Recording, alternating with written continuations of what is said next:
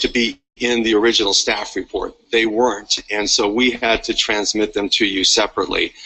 Our whole proposal hinges on those suggested modifications with respect to the overlay.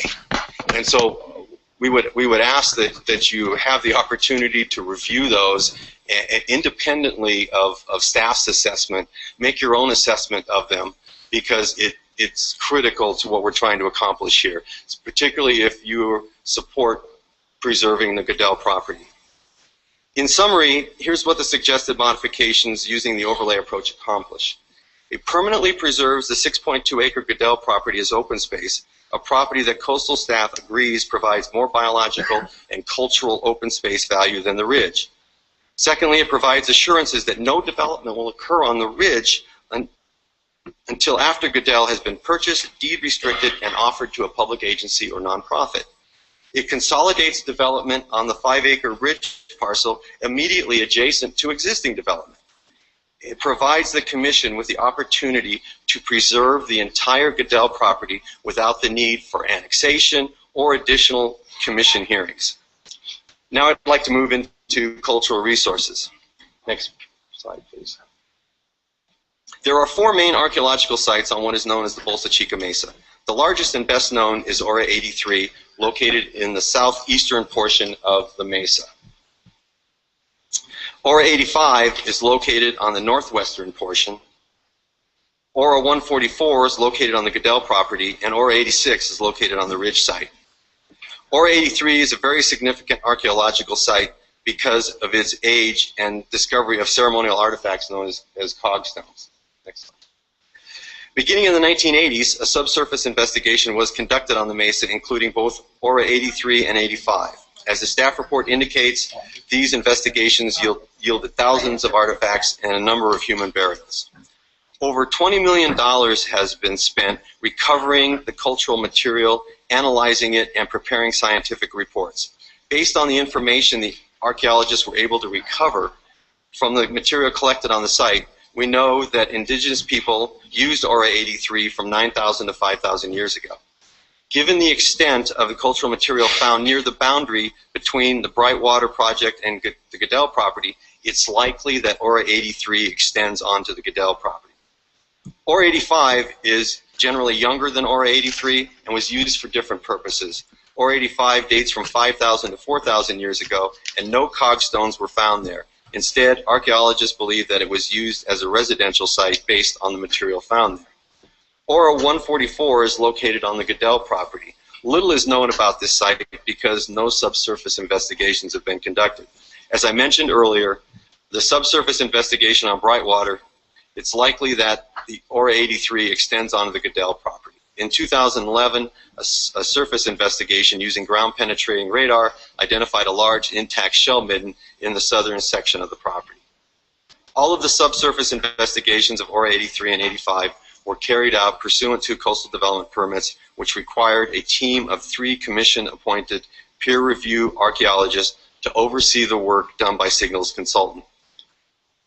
With respect to Ora 86, a series of subsurface investigations were conducted on this site by 3 archaeological groups from 1966 to 2001. Each investigation was carried out with a goal of finding undisturbed soil deposits so that the boundaries of the site could be established. In the mid-1960s, archaeologist Hal Eberhard conducted a subsurface investigation on 86, but concluded that the site was disturbed by farming activities, and he abandoned his investigation. In the early 1970s, a company called ARI conducted a much more thorough investigation of Ora 86. ARI excavated the site using a series of 10 backhoe trenches and 8 hand units to examine the stratigraphy of the soils and determine if intact resources were present. At the completion of their investigation, ARI concluded, and I quote, "The area has been so radically disturbed that no evidence of dwellings remain. Campsites and other work areas are not discernible." The last and most comprehensive subsurface investigation was conducted by SRS in 2001. Next slide, please. I know the colors on this are a little tough to see.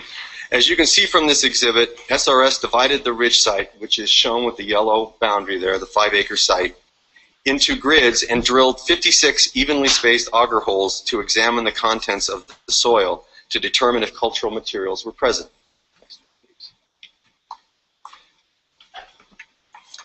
Next, based on the information obtained from the auger holes, SRS dug 9 trenches in the eastern portion of the site to expose the subsurface where auger holes had indicated the highest concentration of shell material. The trenches are shown on the exhibit in the aqua color. The 8th trench revealed what is called a house pit, which is essentially a hard pan depression in the soil, indicating that it was the floor of a prehistoric residential structure. A series of 11 1-meter hand units were then dug to determine the extent of the depression and to recover the artifacts that may be present. The hand units determined that the house pit extended south onto the Goodell property. The size of the house pit is 203 square feet. Approximately half of it lies on the ridge site. The artifacts recovered from the house pit were those commonly found at archaeological sites in Southern California. These are some stone tools, and these are hand stones. Also found was worked animal bones and beads. This exhibit shows the outline of the house pit in red. The yellow line is the property line with Goodell, as you see, kind of goes down the middle there. 95% of the artifacts recovered from the ridge property were found within the house pit. The results of the 2001 investigation concluded that Aura 86 consists of a single residential structure occupied by an individual or family. It was occupied 2,000 years after Aura 85 was abandoned. It lacks the ceremonial items or other items found on Aura 83. It lacks features and items present at Aura 85, and it was confined to a very limited area on the southeast corner of the ridge property. The subsurface investigation was supervised by 3 Coastal Commission appointed peer reviewers, and they concur with the conclusions contained in the final report that was filed with the Commission. The investigation of Aura 86 was conducted using the same methods approved in previously issued coastal development permits for Aura 83 and 85. However, those permits only applied to the unincorporated area of the mesa. Because the ridge property is located in the city, we should have obtained a separate permit from the city for this work. This resulted in a consent restoration order, which was approved by the Commission in September 2013. Nevertheless, the 2001 investigation was extremely thorough and scientifically valid. The results of the investigation clearly indicate that Aura 86 occupies a small 100 square foot area on the edge of our property. The area of the house pit will be preserved in open space under the suggested modifications, along with a 50-foot setback, as staff recommended in their January report. Section 30244 of the Coastal Act states, where development would adversely impact archaeological or paleontological resources as identified by the State Historic Preservation Officer, reasonable mitigation measures shall be required. Commissioners, staff is recommending that you deny us all use of our property because an extremely small portion of it, approximately 100 square feet, contains significant archaeological resources that we are prepared to permanently protect in the open space conservation area, for which we are also offering to protect any cultural resources that exist on the neighboring Goodell property as reasonable mitigation. There is nothing reasonable about staff's recommendation. If the Commission takes that step, it establishes a precedent for all future permit applications, including the neighboring property owner, Mr. Goodell, where cultural resources are involved. Please consider the consequences of taking that step. Mr. Chairman, I would now like to introduce Art Homerghausen, who will take just a couple minutes to address the biological issues raised in the staff report. Thank you. Good morning, Mr. Chairman and Commissioners. I'm Art Homerghausen, a principal and biologist with LSA Associates. My fellow biologists and I have been continuously studying the Bolsa Chica Mesa and the adjacent Shea Homes property for the last 14 years. I offer my comments on 2 of the biological issues that have been raised in comment letters and included in the staff report.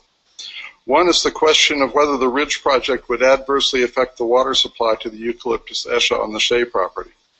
In his letter, Mr. Guy Stevers alleges that the Ridge project would reduce stormwater runoff to the Eucalyptus escha by 50%. Both Stantec Engineering and I have provided information that casts serious doubt on this estimate, but it's really not even worth arguing for a couple of reasons that Mr. Stevers is probably unaware of. During periods of normal rainfall, there is usually groundwater from 6 to 8 feet beneath those trees. More importantly, as shown on the next slide here, Shea Homes will be installing a commission-mandated seasonal wetland immediately adjacent to the trees. They're just to the right of them. And that's the very same area that the runoff down the slope reaches. This wetland will be consistently supplied with water from the Shea's natural water treatment system, even in dry years, since there's a virtually unlimited supply of urban runoff in the East Garden Grove-Wintersburg Channel. In addition, it would be very easy for the Commission to condition the Ridge project to maintain the current stormwater runoff supply to the Shea property. The second, more important biological question is on the potential effect on raptors that utilize the Eucalyptus escha on the Shea property.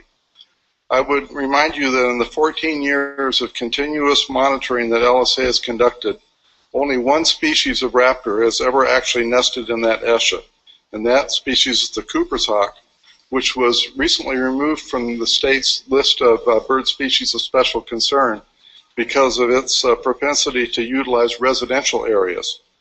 In fact, the species nested within 60 feet of the condominium complex to the north and often forages in that very same complex. I would also remind you that in a previous staff report, Dr. Dixon concurred that a tall masonry wall along the rear of the Ridge project would be adequate to protect raptors in the escha from human disturbance associated with the Ridge project. The only real issue is the amount of foraging habitat that will be preserved. Now, no biologist would argue that the loss of habitat is a good thing, but some perspective is in order here. Just over 1,600 acres have been permanently preserved at Bolsa Chica, and nearly all of that has or will be restored, including the portion of the Shea property that surrounds the escha. Pete Bloom's letter and the staff report seem focused on additional preservation of a buffer of a little over 1.5 acres, or 0.1% of the total Bolsa Chica area. Speaking as a biologist, I would much rather see the entire 6-acre Goodell property preserved. As degraded as it is, it has much more diversity and potential for biological resources. This next slide is a graphic depiction of the relative bird use over a 3-year period. It clearly demonstrates that substantial use of the Goodell property has occurred, but not anything on the Ridge parcel.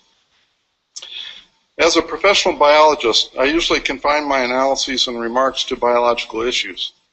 But I'm also a former Parks and Recreation Commissioner who supports open space preservation. And I'm approaching retirement. As interesting as these meetings have been for the last few decades, I feel compelled to say that I think the preservation of the entire Goodell property in exchange for the proposed Ridge development would be a good deal for vegetation, wildlife, and the public, and a good way to end all the battles over Bolsa Chica. Thank you. Thank you. We will reserve the 5 minutes for your rebuttal, and we'll now begin the public comment, and I'm beginning with the elected officials who have submitted speaker cards, beginning with Mayor Matt Harper, who kindly welcomed us yesterday, and we welcome you back today. And 2 minutes, and he'll be followed by Joe Shaw, the Mayor Pro Tem, then Council Member Joe Carcio. Good morning. Well, welcome Mayor. again. My name again is Matthew Harper, Mayor for the City of Huntington Beach, and wanted to again, of course, we have this item 9A that's before us, but to ask for your future considerations, please have perspective and make sure to always keep that focus on public access for our beaches, and please again remind you in terms of the importance of our local beach bonfire rings here, and making sure the Coastal Commission does come out in favor of that to the extent that the AQMD is. In regards to item 9A, the local coastal program, is Mayor. I have heard public comments here within this chamber at our recent City Council meeting referencing this item, implying that the speakers believe that this property includes wetlands and is a part of the Bolsa Chica wetlands. And of course, as you're familiar with, this is actually some of the higher land within the city of Huntington Beach. In fact, according to the city's elevation map, most of this property is over 50 feet high, that making it kind of in the top fifth for all of the city of Huntington Beach in terms of elevation. It's well above the wetlands for the city of Huntington Beach. In fact, in regards to a communication you received from one of our council members, I would actually dispute the characterization by public opinion. In fact, I believe that most of the public regards Bolsa Chica is predominant. The state has purchased the wetlands to be preserved in perpetuity going on forever. What's being argued about now are areas around the wetlands, which are really the corners or the margins of the issue. And I think most of the public believes that that's the case within here in the city of Huntington Beach as well. We are a large city. We're a city of almost 200,000 people. In fact, one of the only larger cities within the Los Angeles basin is Long Beach, that's larger than the city of Huntington Beach. And while there are some folks who feel very passionately about this issue, I believe that a majority believes it very much within the context. I would just like to say that I'm in support of of this as a compromise. I think it's a fair compromise. It preserves open space within the city of Huntington Beach. I know some people aren't up to speaking on behalf of private property rights, but I think that you should work to preserve private property rights as well. Thank you. Okay. Good morning. Honorable Commissioners and Chairman Kinsey, my name is Joe Shaw, and I am Huntington Beach's current Mayor Pro Tem. I would just like to say about my colleague's statement, if he believes that the people of Huntington Beach don't support saving the last 2 jewels at Bolsa Chica, then let's put it to a vote of the people. In the summer of 2010, an overflow crowd attended an HB City Council meeting to oppose the Ridge project that is before you today in this very room. 600 postcards were sent in opposition from Huntington Beach residents, and only one person in attendance expressed support for this project, the developer's representative. Clearly, the residents of the city of Huntington Beach expected that land that has a land use designation of open space for more than 30 years should stay that way. Yet the city council then sold out residents and approved the project 6-1 anyway. Now we're here in 2014, and you have in your packet 4 letters in opposition from city council members that are currently in opposition to this project. The people of Huntington Beach have made their will on this issue clear. Stop this project. In fact, in January of this year, I asked my city council colleagues at our annual strategic planning session to add the Ridge and adjacent Goodell sites as additions to our Parks Master Plan list and to start finding grant and other available monies to purchase the 2 sites for preservation. The city's lobbyist, Townsend Public Affairs, is now doing so. They have put together a 9-page memo outlining the various opportunities and avenues for funding the acquisition of these sites, and the city is now going over this document and deciding which of these funding avenues the city and its lobbyists should explore. So here we are again, exactly 4 years later. You've received more than 700 postcards, 300 letters opposing this project. I ask this government body to follow the lead of our current city council and listen to what the residents of Huntington Beach are telling you. Thank you.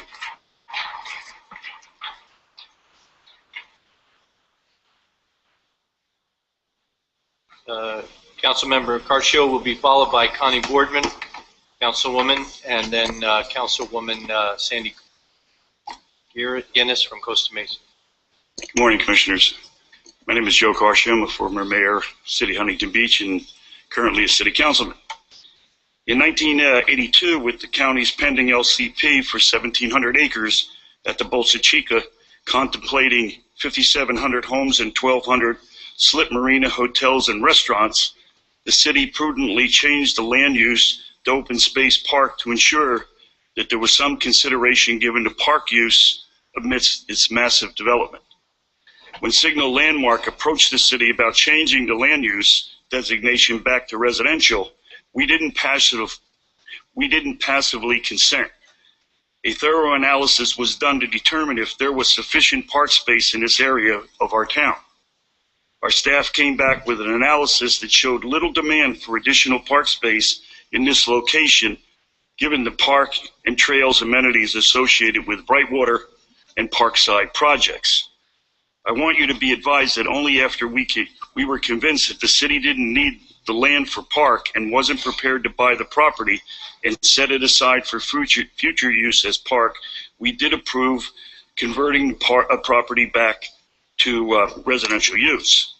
Now Signal has created an opportunity to take that Goodell property out of play for future residential development, and will add this property to the 1,600-acre inventory of open space and habitat preservation. For our city, the environment, and for all those like me are happy to see the final resolution to this contentious debate. I would urge you to seize this opportunity being presented to you today, and let's finally end the Bolsa Chica debate. Thank you very much for your time. Thank you. Good morning, Chairman Kinsey and Commissioners. My name is Connie Boardman. I'm a councilwoman here in Huntington Beach. And the people of Huntington Beach are not confused about what this project is today. The people of Huntington Beach refer to the entire Bolsa Chica commonly as the Bolsa Chica wetlands. They know where the ridge is, and they know it's not in the wetlands. I support your staff's recommendation for denial of the LCPA and implementation plan, and you have in your staff report letters from 4 of the 7 city council members here in Huntington Beach asking you to deny the project. The property has been open space parks for over 30 years. The majority of this council wants it to stay that way. The Bolsa Chica Ecological Reserve truly does have a lot of open space, but it's not a park. There are limitations as to public access. There are limitations to public activity. It is wonderful for birding, it's wonderful for walking, but you can't bring your dog out there, for example, even on a leash. So it is not a park. I'm very glad to see that Dr. Dixon has now agrees that a masonry wall is not a buffer. My background's in biology, and I was very happy to see that he now agrees with that. Staff also recognizes the potential for biological resources on the ridge property. Burrowing owls are found in the immediately adjacent Parkside property, and southern tar plants been found on the Goodell property as well as elsewhere on the Bolsa Chica Mesa, but not on the ridge. Why is that? Well, it's hard for plants to grow when they're sprayed with herbicides. In my letter to you from January, I provided pictures of workers out on the ridge property spraying the plants with herbicides, because tar plant does occur on the immediately adjacent Goodell property, and tar plant does occur on the Brightwater property and elsewhere on the Bolsa Chica Mesa. And Goodell has more biological resources on it because it's not being sprayed with herbicides. Gravel hasn't been laid down over the Goodell property to restrict plant growth and the use of the area by squirrels. Without squirrels and rodents on the property, of course there's going to be fewer raptors active over the Ridge project site. So thank you very much. Thank you. Okay. Okay, following the next speaker will be Douglas Goodell, who will have a, no, please, you're up. I was just saying following you. Thank you, Councilwoman. Okay. Sandra Guinness. I'm on the Costa Mesa City Council, which is the adjacent city to Huntington Beach. And we do have many members of the Bolsa Chica Land Trust who reside in the city of Costa Mesa. But why would we care about something across the border into Huntington Beach? It's because we have a regional resource here. We have archaeological resources that have been there for thousands of years, and we've watched as resources have been destroyed in Newport Beach, in South County, even learn of resources that were destroyed in our own city in past decades. And there's so little left that every last bit really needs to be viewed as precious and needing preservation. Likewise, you have the Esha habitat. There are only a few spots countywide that really remain, and they need to be properly buffered. What are we going to do? Put walls around our vernal pools, put walls around our raptor roosts? What's the point then? Why even bother? And don't set a precedent for that. But one thing I want you to look at is you have one LCP for the city of Huntington Beach. Mr. Mountford is suggesting that you look at each thing as if it were a project. It's one LCP. It's not 100 LCPs for each site. So it is perfectly reasonable to consider Goodell and the Ridge and pretty much everything in the region together because it's one LCP. And I also have a problem with the overlay issue. I'm not sure about whether you could even do that because of noticing requirements. And also with an overlay of R over the entire thing, that would be inappropriate also, because you would need to have a portion of it that will be open space always in perpetuity to preserve the precious resources. Thank you. Thank you. Okay, Mr. Goodell, you'll have 4 minutes because Stuart Goodell has ceded time to exactly. you. My brother's here, and he allocated that time. Thank you. And then Jerry Wheeler will follow you, and then Diane Thompson. Go ahead. My name is Douglas Goodell. I am trustee and executor of the Goodell Family Trust. As trustee, I have a fiduciary responsibility to protect the value of the trust assets. One of those assets is the 6.2-acre parcel known as the Goodell property on the Bolsa Chica Mesa. I am here today as a proponent in favor of the LCP amendment before you, the land use change that will allow the best use of the Ridge property, as well as preserving the Goodell property as open space with a deed restriction. As representative of the Goodell Trust, I would like the commissioners to know the following points. 1, we are not developers. It was my father's goal and has become our goal ultimately to sell the property to a residential developer. We have entered into an option agreement to sell the property to Signal Landmark. They are the owners of the adjacent Ridge property. The exercising of the option agreement is contingent upon the approval of the residential development project on the Ridge property. The agreement allows Signal Landmark to terminate the option if the Ridge project is not approved. The County of Orange has designated our property for residential use. The property is currently zoned RL7. That zoning potentially allows 7 residential lots per acre, or approximately 42 lots. While we understand the Commission will have a say in any development of the property, we are not going to simply walk away from our property without receiving a value in return. I want the Commissioners to know that we have owned and paid taxes on this property since 1957. While we have no problem with Signal deed restricting the land, the deed restriction can only be placed after the Goodell Trust has been paid at the close of escrow. We have no intention of independently entering into any process that would deprive us of use or value of our land. We understand that your staff would like us to consolidate our parcel with the Ridge parcel. We are not interested in this proposal because, in our view, it would diminish the value of our property. For the same reason, we are not prepared at this time to annex our land to the city of Huntington Beach. This process would add years to the successful marketing of our land. We have received unsolicited backup offers from other real estate developers to purchase this property. If this deal falls through, it is our intention to sell the property to another real estate developer. Because of the contentious nature of Bolsa Chica, the Goodell Trust believes the proposal put forth by Signal provides a win-win arrangement for everyone. The Ridge gets a residential development approval, the trust gets a reasonable value for their land, and the citizens of Orange County get a deed restriction to preserve open space on the Bolsa Chica Mesa. As the California Coastal Commissioners, you have the ability to make this win-win proposal happen, securing the 6.2-acre Goodell parcel as open space and approving a reasonable development of the Ridge project. Thank you. Thank you. Jeffrey Wheeler, followed by Diane Thompson, and then Tom Livingston. Good morning, Commissioners. My name is Jerry Wheeler. I'm the President and CEO of the Huntington Beach Chamber of Commerce, representing 700 plus businesses here in Huntington Beach. And I support Signal Landmark's proposal to purchase the 6-acre Goodell property and preserve it as open space.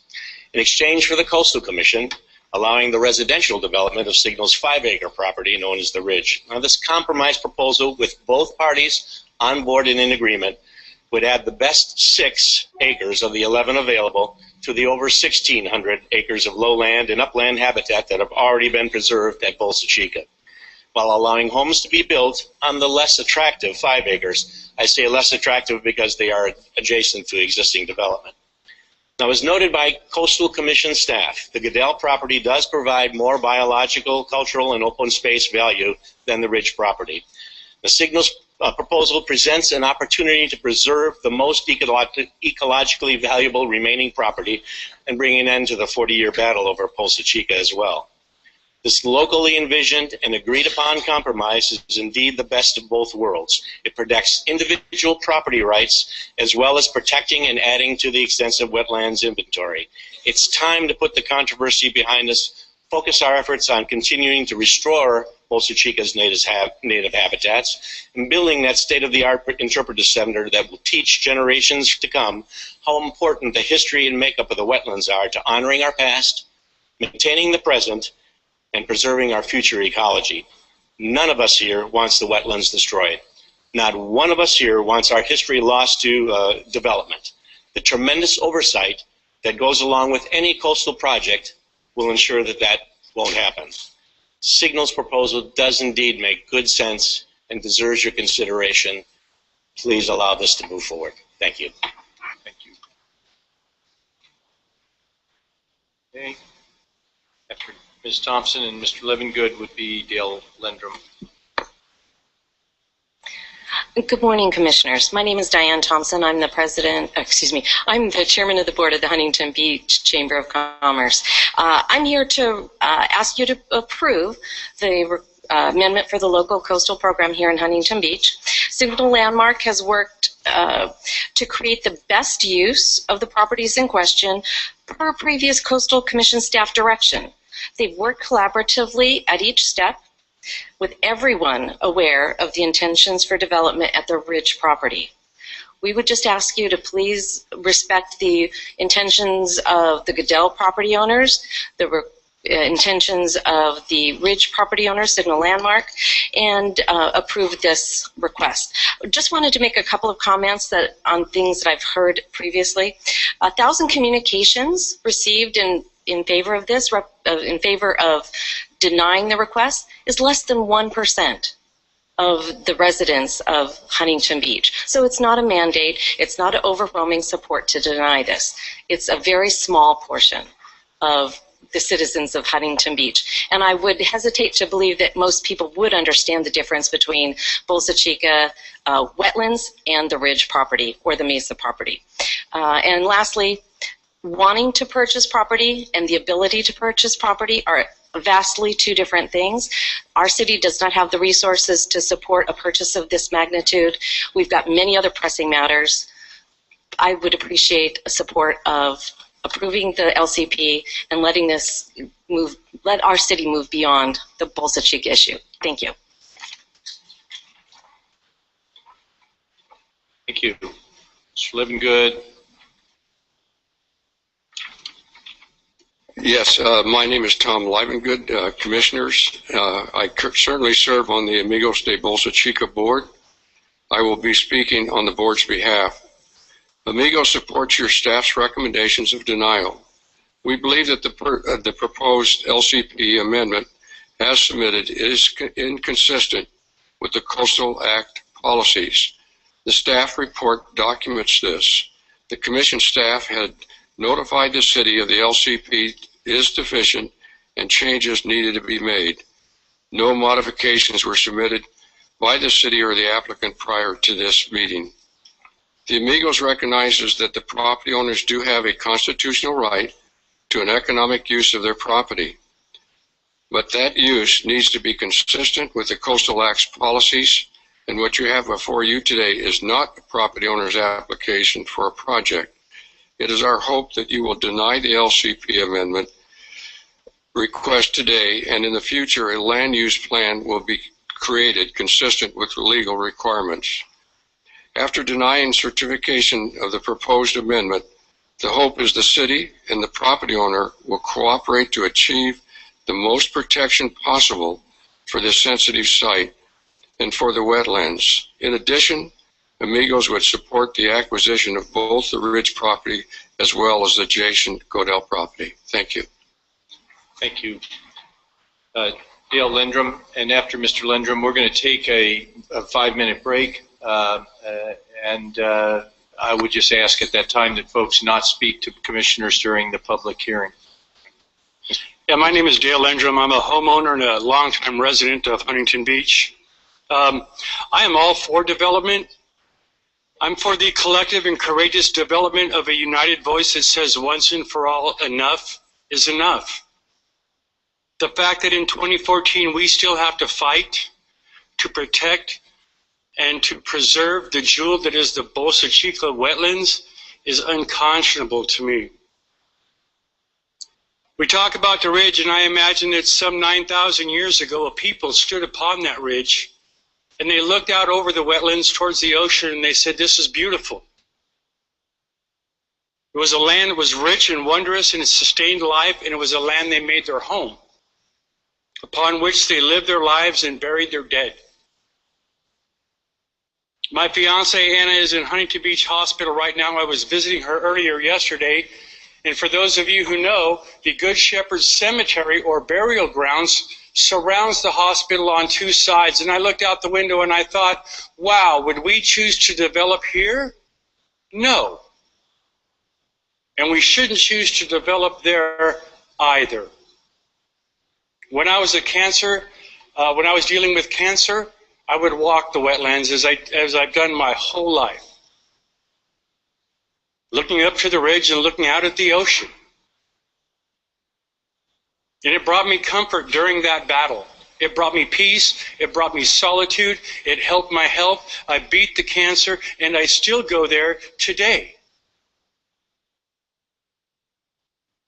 I grew up in Downey, and I would come to Bolsa Chica to the wetlands as a child. And though I loved my hometown, I always wanted to live in Huntington Beach for that reason.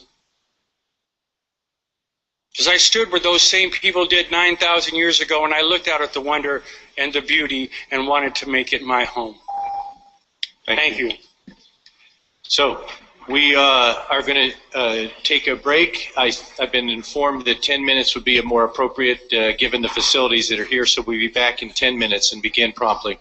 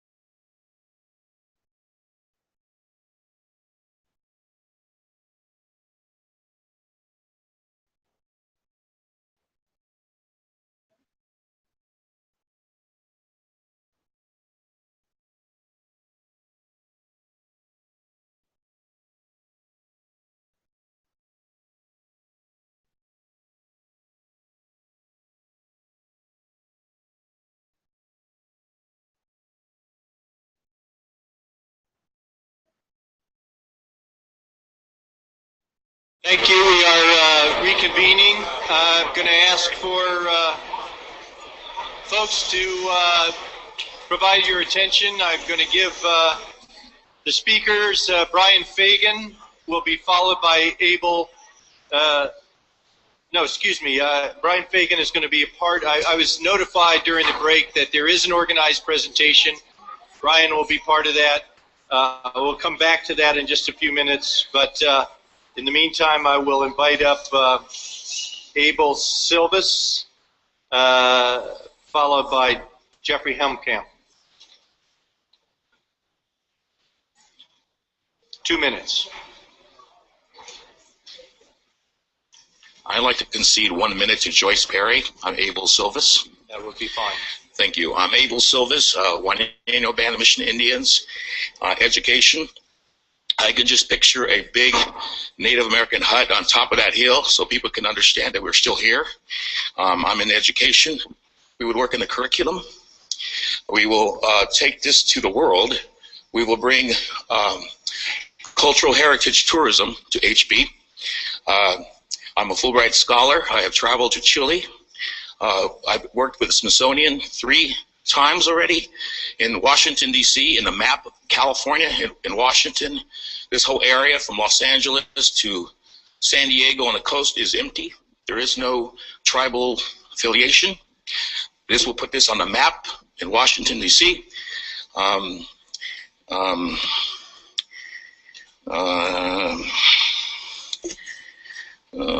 In Chile, by the way, are the only place in the world that cogstones exist, and here in Huntington Beach. So we have a tie with Chile. That's it. Thank you. Thank you. Okay. So, Mr. Helmkamp, and then he will be followed by Joyce Perry, who will have that extra time added. Thank you. Thank you, guys. My name is Jeff Helmkamp. I woke up at 4:30 in the morning today to come here from Ventura to express my displeasure over the proposed development of Bolsa Chica. I work with adults with developmental disabilities, and so I appreciate you guys taking the time to hear me. As I said, I'm here to express my discontent over the desire to transform Bolsa Chica into more developments. For too long, we have allowed greed and profiteering to dictate the fate of our open space and cultural resources. The notion of tax dollars and jobs has trumped reason and rationale to realize our true place on this earth and the need to protect it. The 2 places of proposed development might seem small in comparison to other open spaces in our great state. However, the ramifications that will transpire should the development go through will transcend even our largest notions of loss. I understand the proposed development sites are in prime location. They reside in an area that is attractive to those who can afford to play in such extravagance. The draw and lure to approve the development is no doubt a great quandary. From aerial views, Bolsa Chica is just a small island of refuge surrounded by industry. Yet should the development be allowed to go through, the consequences to our future will outweigh any monetary gain that might be achieved.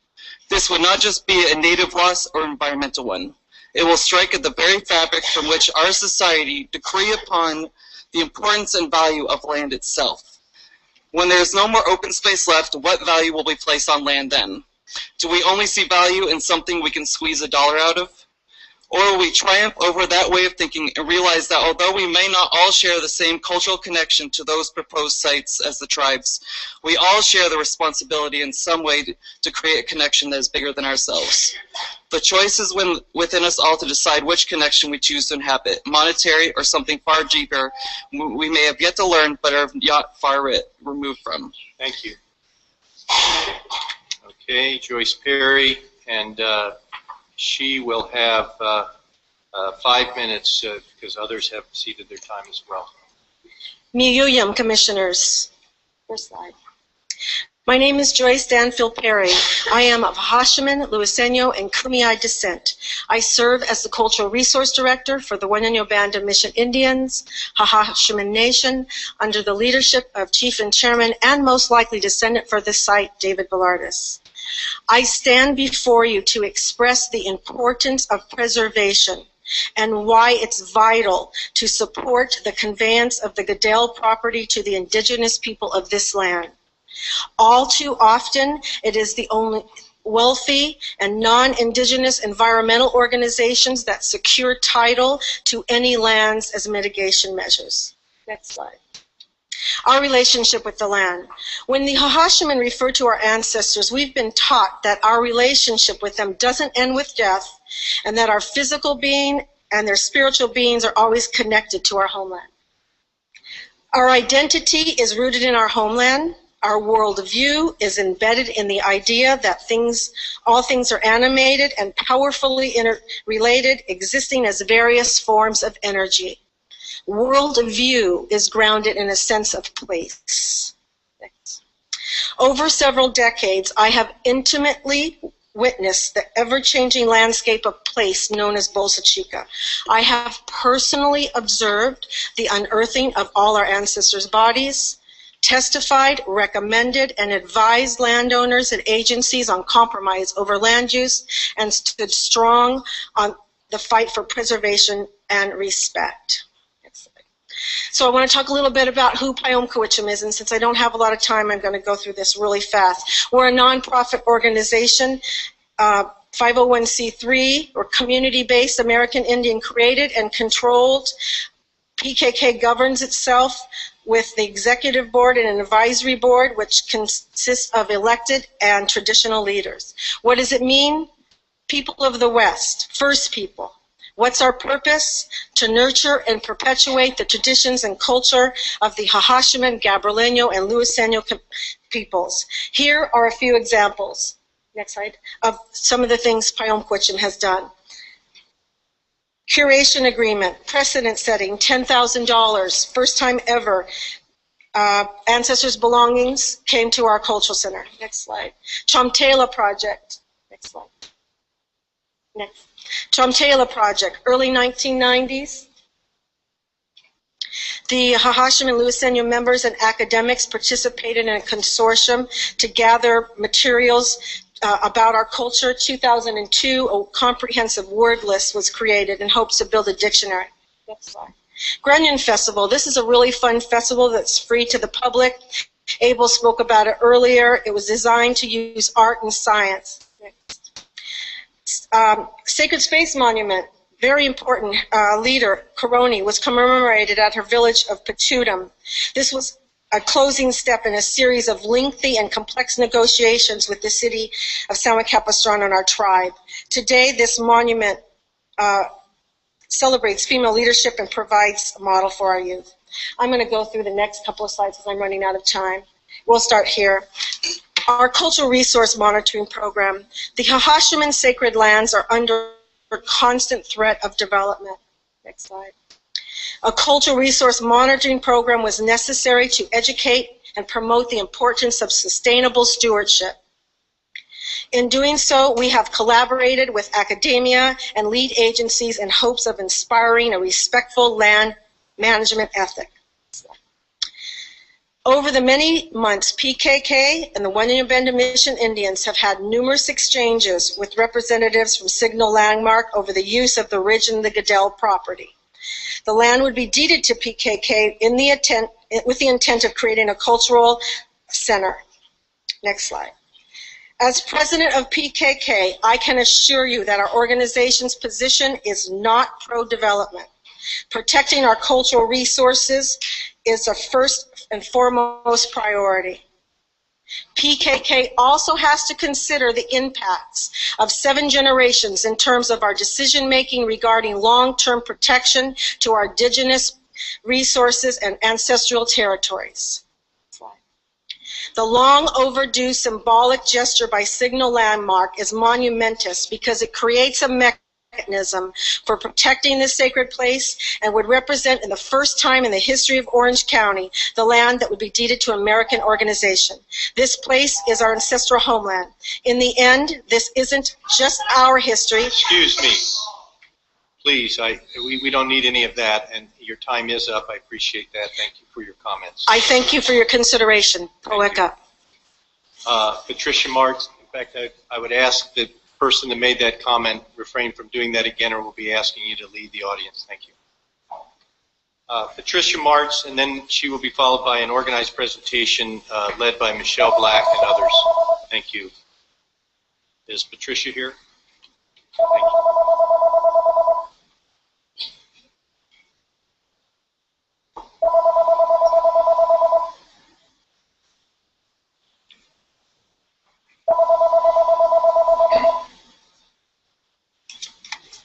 Thank you for the opportunity to speak, Honorable Commissioners. I'm Patricia Martz, Professor Emerita, California State University, Los Angeles. I served as prehistoric archaeologist on the State Historical Resources Commission for 6 years, and I was chair for 2 of those years. Currently, I'm president of the California Cultural Resource Preservation Alliance. This is a grassroots organization of archaeologists, Native Americans, historians, and concerned citizens working together to preserve archaeological sites. I've been trying to save the Bolsa Chica Mesa sites, archaeological sites, for over 20 years because it is one of the most important cultural developments in Southern California. Due to development, there's only the 5-acre ridge and the 6-acre Goodell properties left of at least 30 acres of an ancient cultural development that endured for 7,000 years. The ORA 83, 85, 86, 144 numbers are merely recording conveniences. The whole area represents a prehistoric village complex that was occupied at varying points of time beginning 9,000 years ago. The village complex was the capital of an ancient and advanced coastal culture whose influence was felt throughout Southern California. The remaining portions of this site hold significant scientific and cultural values. In addition to archaeological values, the site holds great spiritual meaning to the Native American descendants, and it is considered to be a sacred site. These values cannot be mitigated using archaeological excavations. Thank you. Thank you. Now I would invite up Michelle and others and provide them with 15 minutes. They've put together a number of folks who have ceded their time, and welcome. Hey. Good morning, Commissioners. I think it's still morning. Michelle Black here on behalf of the Bolsa Chica Land Trust. And in their letter this week, Signal makes several new claims about the LCP amendment process and proposes new suggested modifications. While all of these claims are adequately rebutted by the staff report and the new staff response that I think may have just come out this morning, I did want to highlight a few things. One, over the last 4 years, Signal has been given numerous opportunities, and a lot of us would argue far too many opportunities to try to make revisions so that their LCP amendment complies with the Coastal Act. It's their refusal to incorporate staff's amendments and suggested modifications that has brought us here today. 2, Signal claims that staff has supported the amendment in January, but has now arbitrarily changed its mind. Signal's letter ignores that staff's January recommendation for approval was explicitly based on modifications that Signal rejected. The suggested modifications have not been accepted by the city, and they have been accepted or rejected by staff. 3, the overlay suggested now in these suggested modifications is inconsistent with not only general planning principles, but also the city's general plan. An overlay provides an additional layer of land use regulation. An overlay cannot permit a new type of land use that is otherwise prohibited. Here, Signal proposes to permit residential uses on land designated as open space parks. It's prohibited by the general plan. It can't be done. Finally, Signal expresses concern about the return on its investment, and that is covered very well by the staff at pages 16 to 18 of the staff report. The city, Bolsa Chica Land Trust, and others are willing to purchase the property for preservation, and the landowner has already developed 500 homes in the area. They've received a great profit from those holdings. So based on the substantial evidence in the staff report, we believe the LCP amendment must be denied. And I will turn it to Kim Culp. Good morning. My name is Kim Culp, Executive Director of the Bolsa Chica Land Trust. The Trust and our 5,000 members fully support the current staff report and urge that you agree with the staff recommendation and deny the LCPA for the Ridge. The State Historic Preservation Officer wrote to you that the Ridge is just as valuable archaeologically as the Goodell property. The Ridge must not be sacrificed as it is part of the cultural landscape of Bolsa Chica. I now introduce to you Dr. Brian Fagan, who is a world-renowned archaeologist.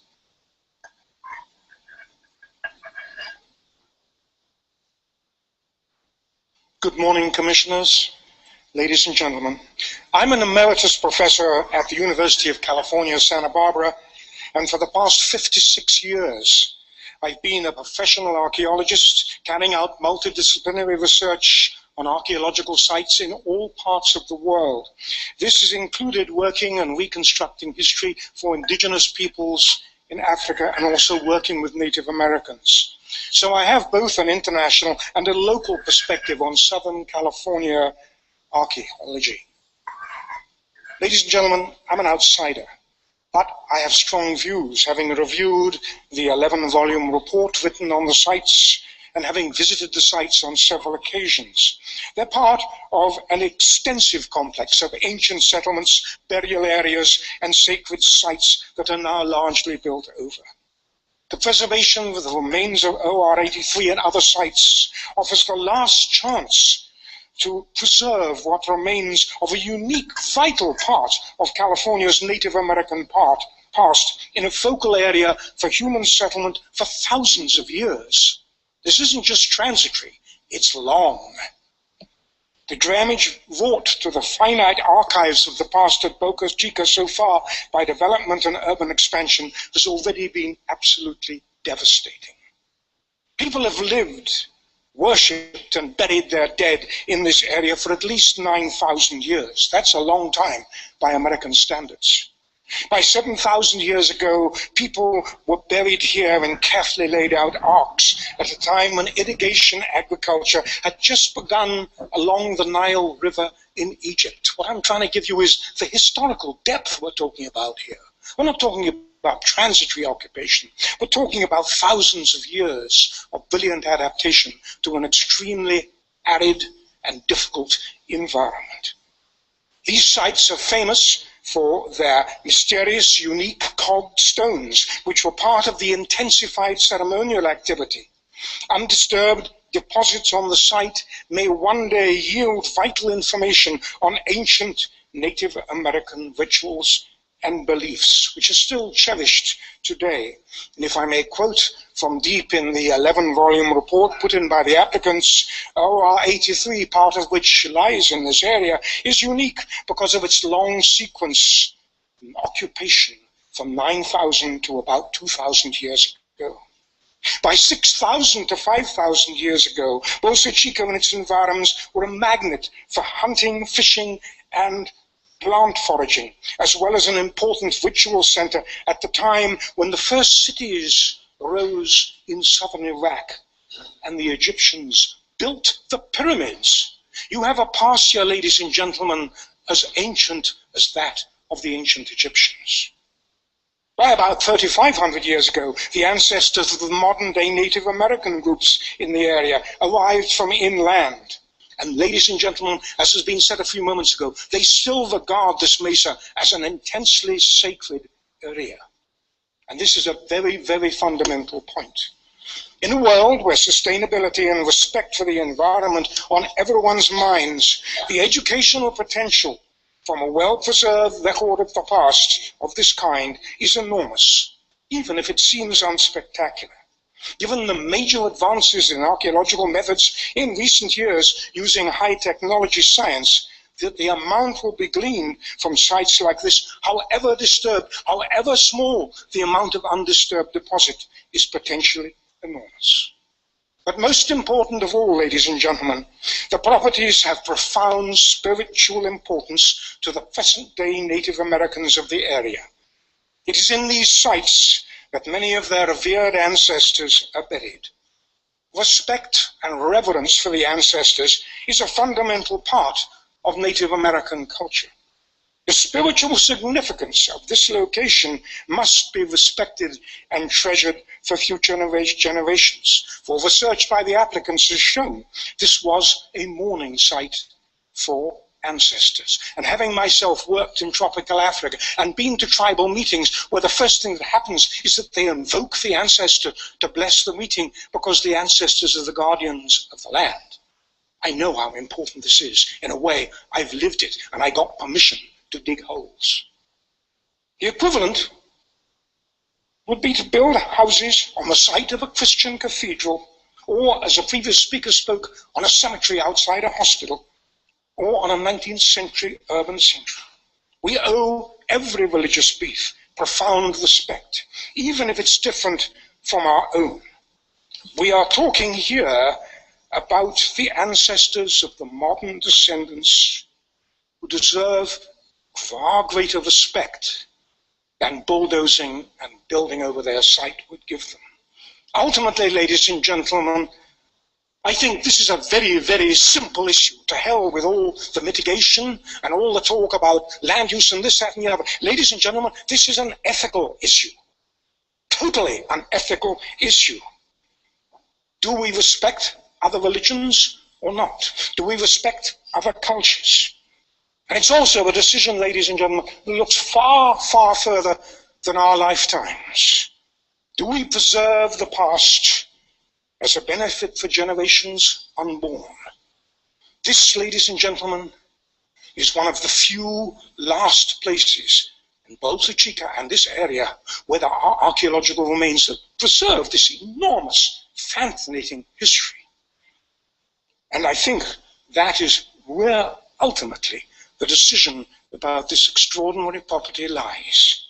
It is an ethical issue, and in a way, these ethics are a responsibility that all of us, whether commissioners or just citizens or archaeologists or Native Americans, all share. Please, my friends, it is ultimately an ethical issue. Thank you.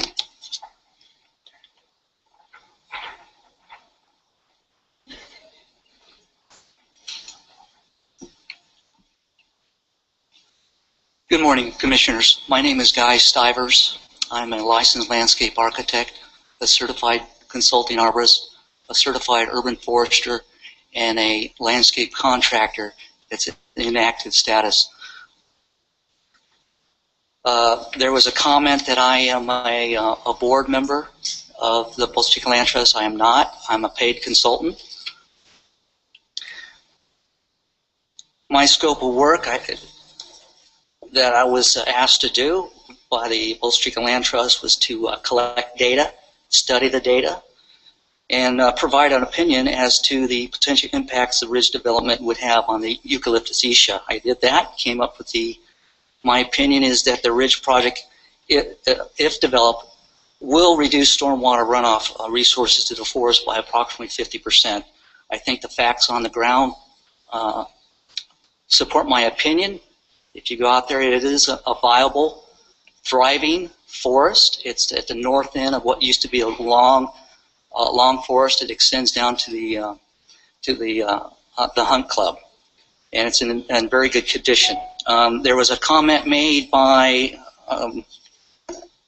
Mr. Haman Rabhausen of LSA about the water resources, the groundwater that's 6 to 8 feet in that location. He probably gave you the impression that these eucalyptus trees can simply grow roots down to there and tap that resource. It's not true. These eucalyptus do not have what is called a tap root. Some of these trees are absolutely huge, 48-inch diameter, 60 feet tall.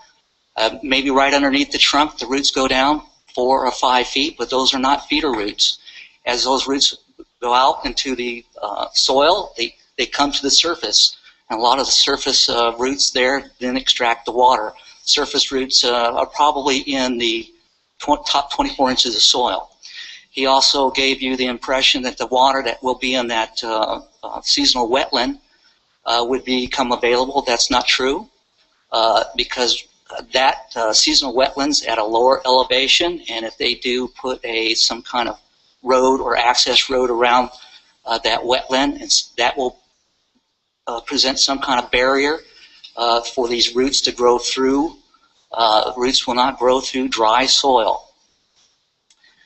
And I also want to comment, there was some discussion about simply from Stantec, I believe the applicant's engineer, about putting in some kind of sophisticated drainage system or irrigation, and it's not as simple as turning a pipe, collecting stormwater from the development and directing that stormwater onto this location, onto the Isha. Stormwater has to comply with water quality laws. Stormwater traditionally from residential or commercial properties are heavily laden with zinc and copper, which are toxic to trees and vegetation. And to this day, I don't think there's engineers are coming up with BMPs that can handle that. It's a huge issue, how to extract the zinc out of stormwater. And another aspect of this is that if that is done, if they do decide to take that approach, it's not so much the design of this sophisticated irrigation system or drainage system, it's the management of that system. And if that system is turned over to, say, a homeowner association, they are inadequate. They're amateurs. They can't take care of a system like that. So with that, I can conclude, and I support, of course, my opinion on this. Let the facts on the ground bear me out. Thank you. Thank you. I think that completes the. Yes, it does. I see heads nodding. Thank you.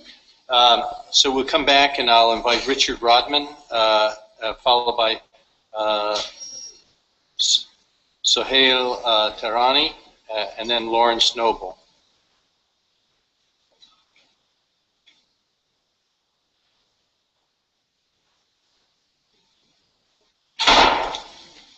Good morning. I'm Richard Rodman. I'm also a member of the Juanino Band of Mission Indians, a Hashima Nation.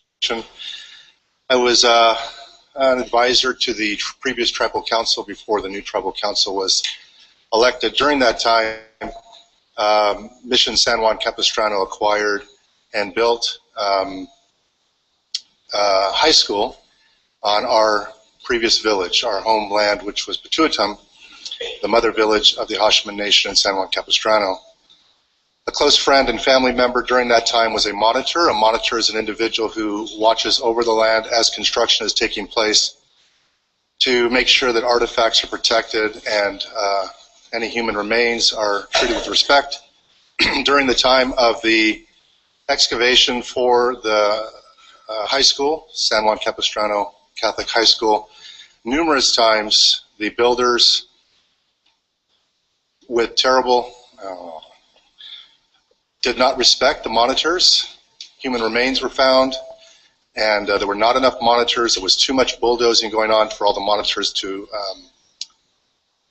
do their job. And as a result, what we saw just probably 5 or 10 years ago was atrocious. People were disrespectful of the human remains. They were disrespectful of our ancestors. It was a hideous sight, and I can imagine the same thing taking place when construction vehicles are working in sacred sites, that the respect for the humans and for the individuals who were there before, not to mention all the things that the previous individuals had mentioned. So thank you very much for your time. Thank you. Sohail will be followed by Lawrence Noble, and then Beverly Finley Kaneko. Chairman, Commissioners, thank you very much. My name is Sohail Tarani, and I'm here to present the resolution authored and passed by the Coast Community College District Student Council. I'd like to give you a little bit of background on the council that authored and passed this resolution, as well as read the resolution for everyone here. So first, a little background. The Coast Community College District Student Council is a district-wide council that is comprised of 3 students from each of the 3 colleges within our district. The students who sit on this council tend to be the presidents and vice presidents of our associated student organizations, and generally students who are extremely active on their campuses. Our council represents the over 50,000 students of the Coast Community College District. We speak on behalf of these over 50,000 students regarding matters of legislation and of the community. Onto our resolution. As you may already know, we presented our resolution 10 days ago at the Huntington Beach City Council meeting, and they do have an official copy of it. Our resolution reads, Coast Community College District Student Council, Resolution 1401-14-01, in opposition to proposed development of the ridge property at the Bolsa Chica wetlands. Whereas the Bolsa Chica wetlands provide vital nesting and breeding grounds for birds, breeding and spawning habitats for fish, and a safe haven for many endangered and rare species. And whereas the Bolsa Chica wetlands protect inland areas from flooding and help to clean and filter water. And whereas the Ridge and Goodell properties of the Bolsa Chica wetlands house the last remnants of a 9,000-year-old American Indian village and cemetery.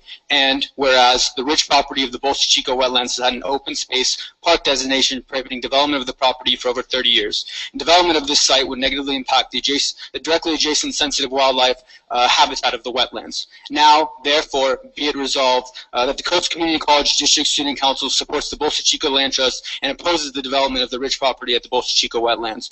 Further be resolved that the Coast Community College District Student Council on this day, the 16th day of May in the year 2014, urges the Huntington Beach City Council to do everything in its power to acquire the Ridge and Goodell properties at the Bolsa Chica wetlands, including identifying funding. Thank you very much for your time. Thank you. Lawrence? Followed by Beverly, then Mark Bixby. Good morning or good afternoon. My name is Lawrence Noble. My heritage is Waneno Indian. I'm also employed by Woodbridge Pacific, who is now building on the site. I have been working on the Brightwater site since early 2007, where I met Joyce Perry. I really appreciated the way my employer and her worked together respectfully, removing and relocating and preserving the Indian artifacts. I fully support Joyce in this project. I believe it would be a great asset, historically and educationally, for the city of Huntington Beach. It would be a great opportunity for schools and other organizations to attend field trips and learn about our Native American culture. Thank you very much. Thank you. Beverly? Followed by Mark, and then Julie Bixby as well. Good morning. Good morning. My name is Beverly Finley Kaneko. I'm a Huntington Beach resident. I'm a parent. My family has a long-term membership in the Audubon Society and also the Bolsa Chica Land Trust. We've been supporters for many years. My son is a junior naturalist with the Audubon Society. He has been involved for the past 6 years with the Sea and Sage Audubon summer camps. He's also going to be a counselor this year. I'm here on his behalf today. Unfortunately, he has its finals week at Dwyer Middle School, so he couldn't speak himself. He's far more eloquent than I am. I would have to say that he is very concerned about the possible degradation of the raptor habitat due to the possible development of this site. His camp is actually going to be visiting. They are based down in Irvine. They're actually going to be visiting Bolsa Chica this summer to study the raptors, and these kids are absolute encyclopedias on the subject, and we have this educational resource here that really should be preserved. And so I'm speaking on the behalf of my son and also, you know, all children that need to have access to these historical and scientific and biological educational sources. What we should really be talking about here today, I mean, I wish we were talking about, is improving the facilities for public access for education and making Bolsa Chica into a world-class historical and natural monument rather than the possibility of a few more McMansions that will benefit a few dozen affluent families and a handful of developers. Thank you, and I urge you to deny the ridge. Thank you very much.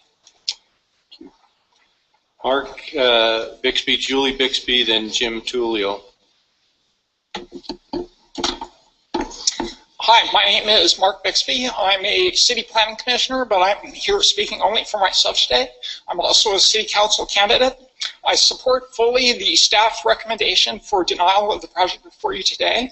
I also strongly support staff's rebuttal to the very too late communication from the applicant last night. I think staff has done a good job analyzing this project, and I fully support that. I also support strongly city efforts to acquire both properties through the public process with a willing seller. I want to speak just briefly to the issue of ESHA and buffers and forage. I was the person who, during consideration of the Shea Parkside project, collected many years of systematic raptor usage data for that ESHA, which fed into Dr. Dixon's recommendation that it be preserved at ESHA. And when the applicant gets up here and says, well, look at all this other habitat that we've preserved, and they use that as justification for further reduction in forage, that's really a sleight of hand maneuver, because it's the close forage in close proximity to the ESHA which does the best job of ensuring the viability of the ESHA, because it minimizes the time spent off nest by raptors during the nesting season. So proximity of forage is all important, and I support staff's revised opinion on this to extend the 300-foot buffer into the ridge property. Thank you. Thank you. And following Julie Bixby, Jim Tullio, then Anthony Morales. Hello, Commissioners. My name is Julie Bixby. I live near the land in question, and I support the staff's recommendation. The City of Huntington Beach has adopted the Parks Make Life Better motto here on their brochure, but it's more than just a slogan. There are scientific studies that prove open space and recreational amenities improve the health and quality of life for the people who live near them. Fortunately, for people like me who live in the coastal zone, the Coastal Act makes quality of life a high priority. Section 30222 is quite firm that recreation shall have priority over private residential. Shall have priority. Not the more lenient may have. It's shall. Obey me, demanding, mandatory, shall. Developers like to argue that the Commission has no right to tell them what to do.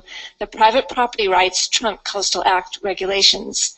And if you deny them this rezoning, they will likely file suit. Sadly, that's what developers at Bolsa Chica do. They prefer suing to selling to preservationists. But the time to sue was 32 years ago, when the land use became certified open space. Since then, several building permits and land use decisions have been made based on the premise that these 5 acres were open space. You can't go back and undo those decisions. You can't turn back the clock. Today's vote is a simple one. Follow the law of the Coastal Act that says shall have priority, and follow your staff report that says deny this request. Thank you. Thank you. Jim Tullio. Anthony Morales. And Anthony would be followed by Ruth Stoffel.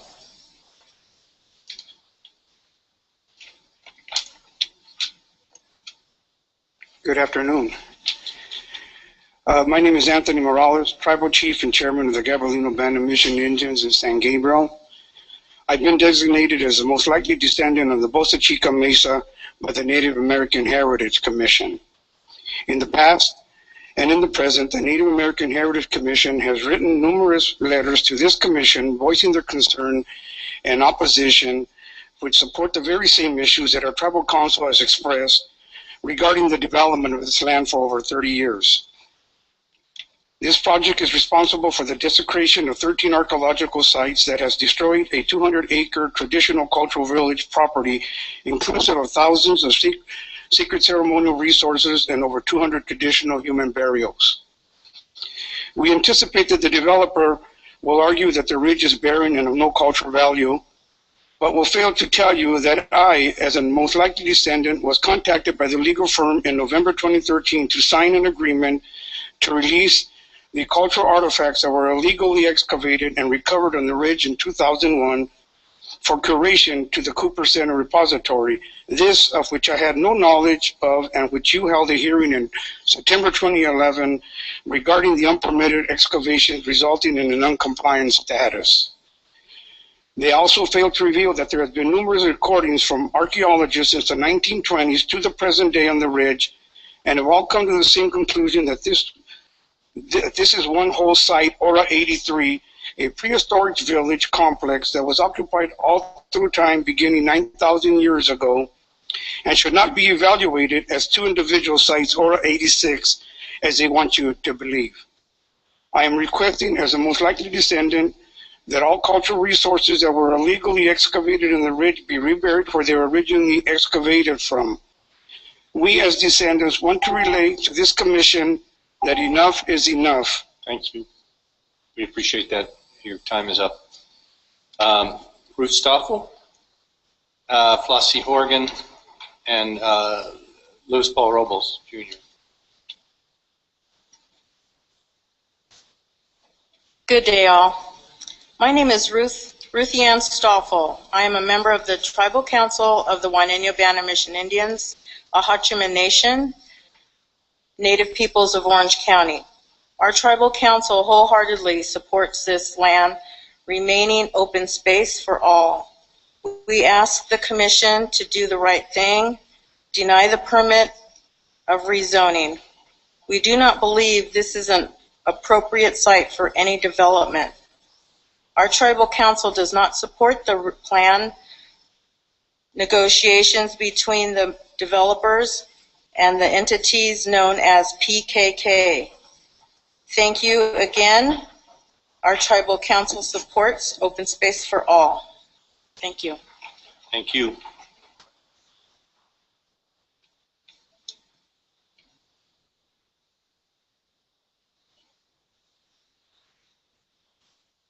Good afternoon. My name is Flossie Horgan. I live in Huntington Beach.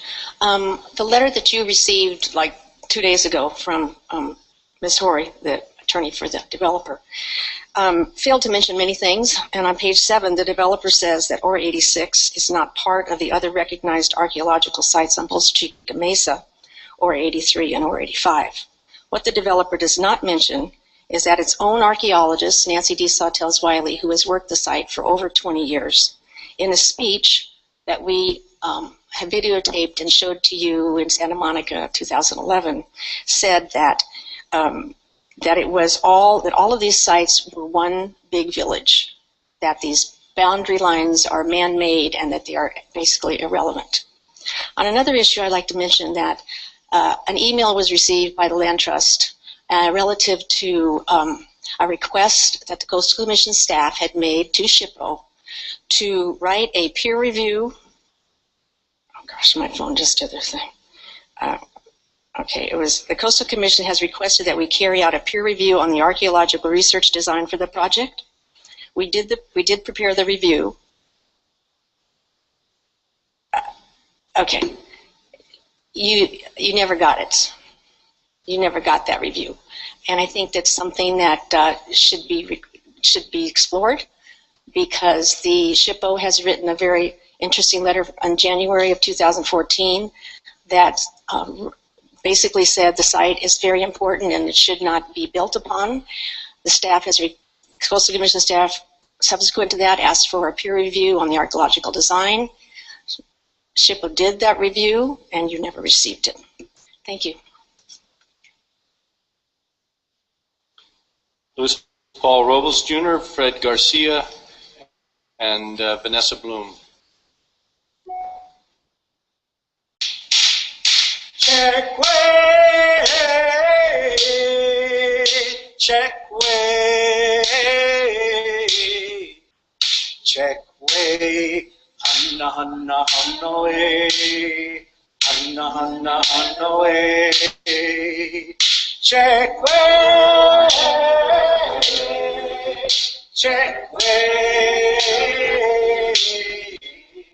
check way, Hanna Hanna Hanna way, Hanna Hanna Hanna way, check way, check way, check way, Hanna Hanna Hanna way. Miyuyam Ataksam, Tokami Shapul, good afternoon. I greet you in the native tongue of my people, Juaneño Band of Mission Indians, Hashim Nation, the native peoples of Orange County. My name is Luis Robles Jr. I'm proud member of the Juaneño Band, lifelong resident of the area, actually born and raised in Long Beach. Congratulations, Your Honor. You know, my dad's 96, and on the way over here he said, here we go again. You know, how many times do we have to come and plead for our ancestors to rest, for our cultural items to be protected? We're always compromising. You know, and I've heard the developers say, oh, this is a nice compromise. There's no such thing as a nice compromise when we're talking about our ancestors. There's so many things I could say, and I only have 15 seconds, but listen to the voices of the ancestors, the four-winged, the ones that are saying, leave this land open space. As for PKK, do we need a cultural center? Yes. Is this a spot? No. Please deny the permit, Ompaluf. Thank you, Mr. Robles. Okay.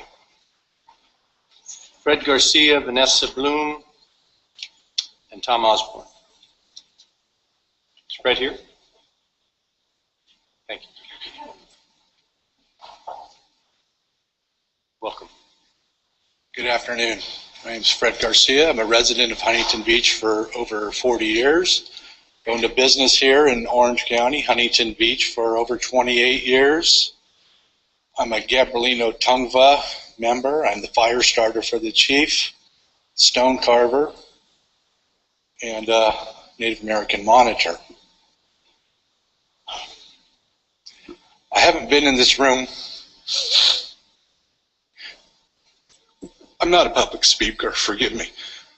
I haven't been in here since 1980 when I was a senior at high school in Edison, here in Huntington Beach. It was mandatory for, senior class government. Well, I'm here today because I run up there. I get my spirit there. I have twins who are 12 years old, son and daughter.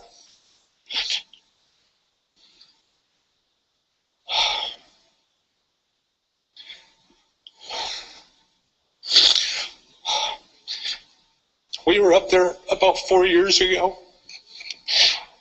The remains of our people were in storage. They didn't know what to do with them, where they were going to bury them. So I took my children up there, and we were hiking and looking around. I explained to them what was going on. Later, during the hike, my son stopped. He's never done this before. He just stopped. He looked me in the eye and said, Dad, let's pray right now. I said, what do you mean? He said, let's pray for our ancestors, that they get the burial that they deserve. So we stopped right where we were. We held hands, and we prayed that our ancestors got the burial that they deserved. A few months later, when they got the burial in a deep hole in the ground, it was almost exactly where my son stopped to pray. Thank you for listening.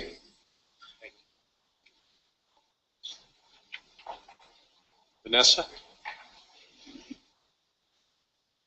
Followed by Tom Osborne, as I said, and Rebecca Robles. Good morning, Commissioners. My name is Vanessa Bloom, and I've been working at the Bolsa Chica since I was 3 years old. I had just turned 16 a few days ago. I support the staff's decision to preserve the ridge. This land is far more than a piece of property. It is a sacred ground, and it is home to many different plants and animals, many of which are endangered. Please, do not let the greed of others destroy this valuable habitat. Also, many of California's open spaces have been disappearing. I implore you to please save all of the Bolsa Chica, not only because it is the most supported decision right now, but also because the next generation and the generations after would like to enjoy it too, as you have. Thank you.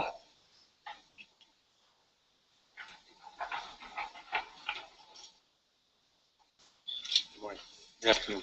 I'm Tom Osborne. I live in Laguna Beach. I'm a retired professor of California and U.S. history at Santa Ana College. And last year, my book came out, A History of California. It's called Pacific El Dorado, History of Greater California. It focuses on our state's connection to the Pacific Coast and the entire Pacific world. As I was reading the staff report, I found it very informative, very convincing. I found it even compelling. And the idea occurred to me, well, who were the first coastal commissioners? Maybe your forebears were the inhabitants of this area some 8,000 years ago, because their charge was the same as yours, I think, to protect and preserve this coast. Their livelihood depended on it.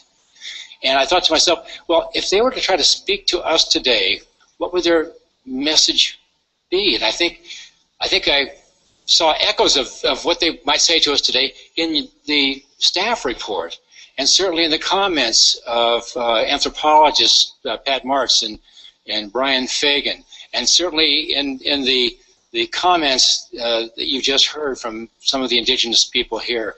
And I think that message unmistakably is, do not approve this local coastal program amendment. Protect this sacred site. That's the right thing to do. Thank you, Rebecca. Followed by Albert Cruz Jr., who will have an extra 2 minutes, and then Neil Negret. My name's Rebecca Robles, and I'm a resident of San Clemente. I am a Hashiman descendant. Our families have been fighting to preserve sacred spaces for the last 40 years, and probably before that. This is very emotional for most of us. Most of the sites have been lost, and more than 90% of the sites in Orange County have been lost. Bolsa Chica is unique. There's nothing like it in Northern California, in North America. You've heard so much, so many things, but this is an ethical issue. It's very, very upsetting to us that our ancestors have been disrupted on this spot, and it's been systemic. It hasn't been like a one-time occurrence. It's been over 40 years. We're never allowed to heal from it. Our communities aren't allowed to resolve the issues from it. I heard the landowners say, that they've owned the land since 1929. Mr. Godell, his family's owned the land since 1957. For us, that's a little speck of time. We don't own the land, but for 9,000 years, our ancestors have been on the land, using the land, living there. I urge you to abide by the staff report, listen to the staff report, keep this in open space. Too much desecration has occurred up there. Allow our community to heal. Allow us to have a place to recreate ourselves. That word recreation, it's recreate. Most of California has changed, and we need these sacred spots for all of us. Alfred Cruz Jr. will have 4 minutes.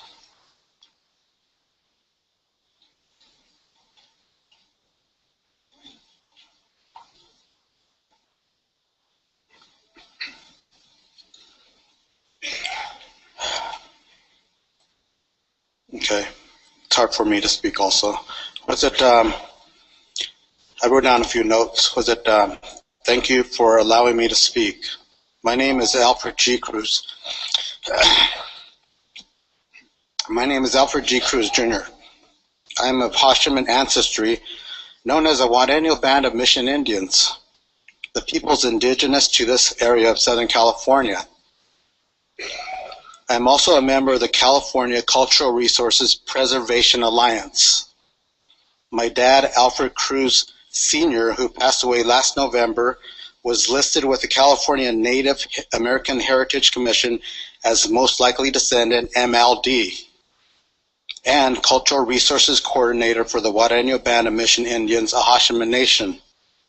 My uncle, Romel Cruz, is a Native American monitor for the band. We have been standing for the preservation and protection of Bolsa Chica for decades. My dad and I both have stood and spoken in front of this commission for this purpose. My dad cannot be here,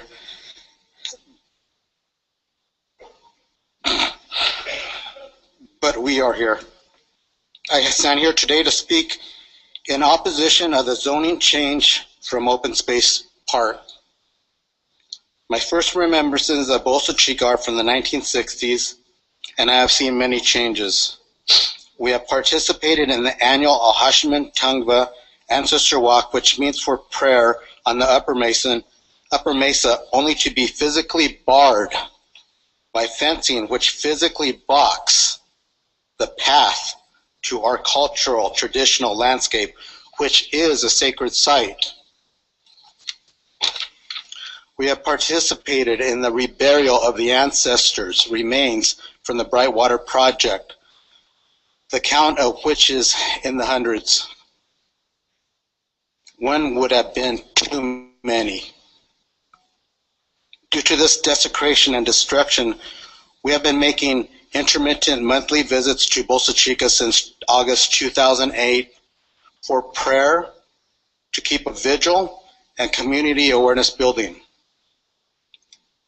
Internationally known Bolsa Chica, 9,000 years, 9,000. That's only what's known.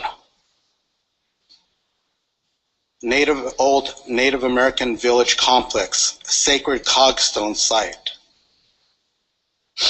The ridge property is part of this village complex and is a stone's throw away, literally, from the Brightwater Project, just right across the street. Okay, I'm not sure of how many houses they want to build, but this would deny public access. So it's either was it deny public access or preservation for many future generations. And that includes all generations, not just us. I invite you to see the difference from a physical development, because I hear that word a lot, from physical development to a development of the understanding by using the heart and seeing the natural beauty of Bolsa Chica. My uncle, my sister, my brother-in-law, all of Hashiman, urge you to support staff recommendation for complete denial of the zoning change from open space park due to the very high cultural sensitivity of specific area.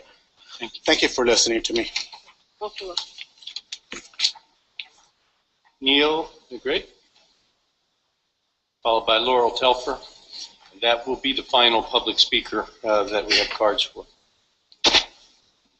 Hi, I would like to introduce myself. My name is Neil Negretti. I'm currently an environmental biologist and just recent graduate from Cal Poly Pomona. I'd like to say that wetlands play an integral part to the community, not only for biological reasoning, but also for ecocentrism.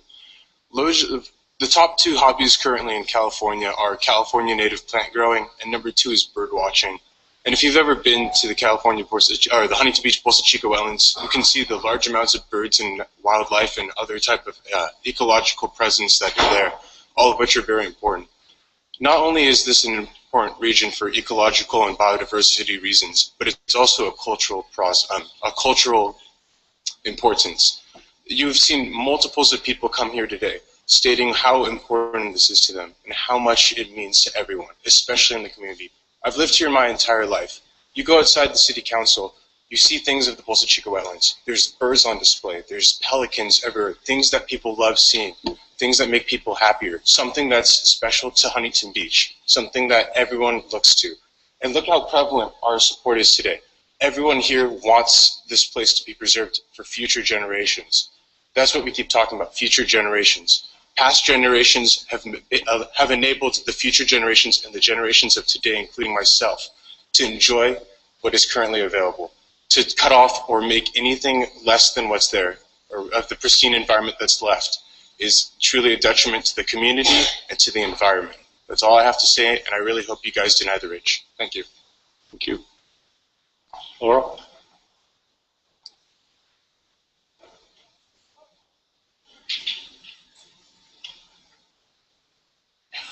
Laurel Telfer? Thank you very much. We would then bring back Mr. Montford and or the city for the 5 minutes that is available.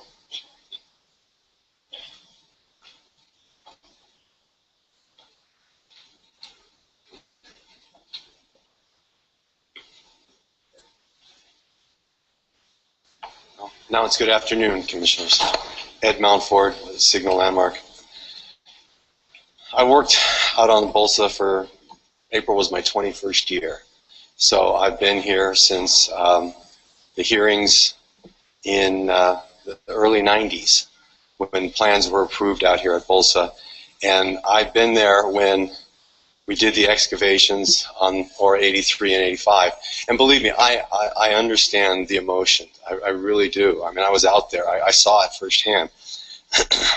But the situation here is different in that we've taken the ridge property and we've done a thorough subsurface analysis there. We drilled 56 auger holes. There were trenches. The bottom line was the only intact cultural resources that we found were in the very, very corner of our property. And with this proposal, we're going to maintain that in an open space conservation area so that that site won't be disturbed any longer. The rest of the property doesn't contain any resources. The burials and things they're talking about occurred on the other side of Bolsa Chica Street, over where the current Brightwater project is, in that location. Those resources don't exist on this property. Now, there's a much more likelihood that they exist on the Goodell property. And through this proposal, we're trying to preserve the Goodell property. We're trying to give the Commission a roadmap to make the preservation of the Goodell property, which is biologically and culturally superior to the ridge property, an option. And going back to my earlier comments, when we first talked to staff and they said, you know, we'd like to consider both these parcels together, I mean, I took it upon myself to go out and make that happen. And we negotiated that agreement with the Goodells, and we have an option on that property. We can control it for the option period. And we put forth a proposal in conjunction with the City of Huntington Beach staff, suggested modifications that can make that happen, preservation of Goodell in exchange for allowing development on the ridge. That proposal, unfortunately, came to you very, very late in the game. So I know you haven't had the time to really thoroughly analyze it. But the bottom line is there's an opportunity there to preserve the most valuable cultural resources left on the property, on the Goodell property, and preserve those without digging them up. For example, you know, staff talks about annexing the property into the City of Huntington Beach. There's a provision in the City of Huntington Beach LCP that says if you propose a use on your property and it's known to have cultural resources on that property, you have to do a subsurface investigation. You got to come to the Coastal Commission, get a permit, and you basically have to dig the site up. Why would we have to go through that now? The proposal that we've put forth would avoid all that. We'll just leave the site as it is and preserve it as open space. There's no need to dig up anything anymore out there. The property that we own has been thoroughly tested. The only archaeological resources, again, are in the very corner of our property. They occupy 100 square feet of our property. And we don't believe it's reasonable under 30244 for the Commission to deny us all use of our property because 100 square feet of it contains cultural resources. That concludes my comments. I'd be willing to take any questions if anybody has any questions. Thank you. If we do, we will ask you, Mr. Mountford. Thank you. So we have completed the public hearing. We'll bring it back to our staff for any comments that they wish to make, and then I think we would take a break for our lunch and come back for commissioner comment and possible action. Thank you. Thank you, Chair Kinsey. Mr. Mountford is correct. There is a great deal of history that has gone into the staff and property owner and city working together on this property. Just to kind of backtrack just a little, the property owner did indicate to us that they were going to enter into an option to purchase the Goodell site, and the staff did not discourage consideration of both these sites together. We actually acknowledged that was likely the only way that the open space could potentially be removed from all or a portion of the Ridge property.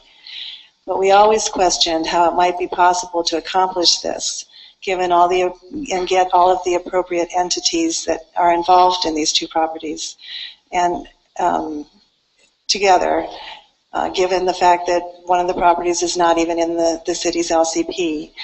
And also, we always questioned if it was possible to assure the preservation of the Goodell site as open space permanently, and to be able to accomplish that through this LCP amendment. We worked towards a recommendation in January, and the suggested modifications that we did come up with were ultimately not acceptable to the city or the property owner. And then since January, we have changed our mind regarding that recommendation. We don't think it was correct to recommend approval with suggested modifications. We received a letter from the State Office of Historic Preservation indicating it's part of a cultural village. The cultural significance of the Ridge site, we think it's greater than we thought it was. Obviously, there's a difference of opinion as to what might exist on the property. This is something you really don't know until you start digging. Also, the biological resource value of the site as ESHA buffer and raptor foraging area, the potential for impacts to water quality to the ESHA. These were all raised as issues that were not previously considered, and suggested that a greater portion of the site should be retained as open space. Additionally, there is mitigation required for the 2014 or 2013 cease and desist order, and that includes development of a cultural site that must occur on the site that's owned by the property owner. And so that's the Ridge site, and that has not been developed.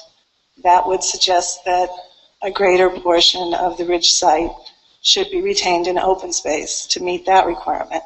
So that's not consistent with the LCP amendment as it's before you today. And then there's no other offsetting measures included as part of this LCP amendment. And it would allow conversion of the entire property from open space and parks to residential.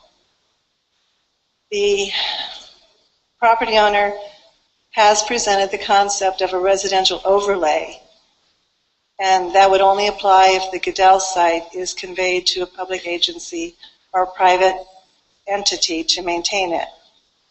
And this proposal has the same pitfalls as our previous suggested modifications did, as the city and the property owner want it to be revised so that it only requires a deed restriction and recordation of an offer to dedicate. It does not assure conveyance as they suggest. That would only occur if the offer to dedicate is accepted. Otherwise, it's just an offer that's recorded. If it's not accepted, it's not conveyed.